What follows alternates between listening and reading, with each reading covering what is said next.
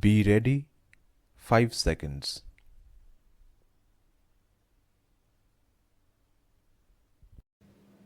Honorable Chairperson, Sir, I thank you for this opportunity given to me to speak on the Public Examinations Bill 2024.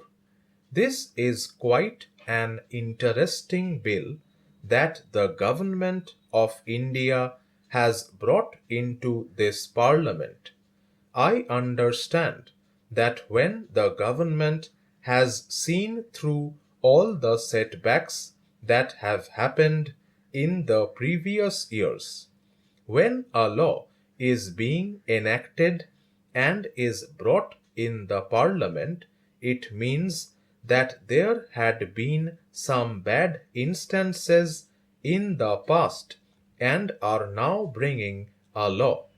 One big scam that even shook entire India was the Vapam scam that brought the nation to the foot and wanted to ask what happened, when did it happen, how it happened, and who all were involved in it. The government was silent at that time. After that, many competitive exams were held in all parts of the country.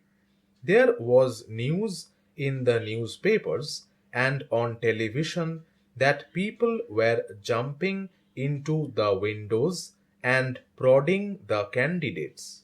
They were telling the candidates all the answers from the window. There were other candidates also. It was all there in the news. The government was silent about that. After all these years, there are so many people who have been punished. A study conducted by one of the leading papers says that 1.5 lakh students have lost their livelihoods. These questions have not been answered in the bill at all. The bill only talks about punishment and fine being imposed, but the bill has not talked anything about how these can be controlled. The problem may be of language also, but the government of India is very stubborn on the language policy where the exam has to be held in Hindi only. In regional areas, many of the candidates are from the state boards and they are not proficient in Hindi. They are not able to answer these questions in Hindi. Therefore, the chances are less for them to pass the exam. The government of India should have a policy to open training centers for the candidates. The government has not done anything about that. The government has done nothing. It has not been addressed or discussed here. The students who are from government schools, government colleges, or private universities get exchanged at certain intervals so that even the students from the government institutions are also getting the same kind of value addition in courses. In such a way, they can go for the competitive exams also.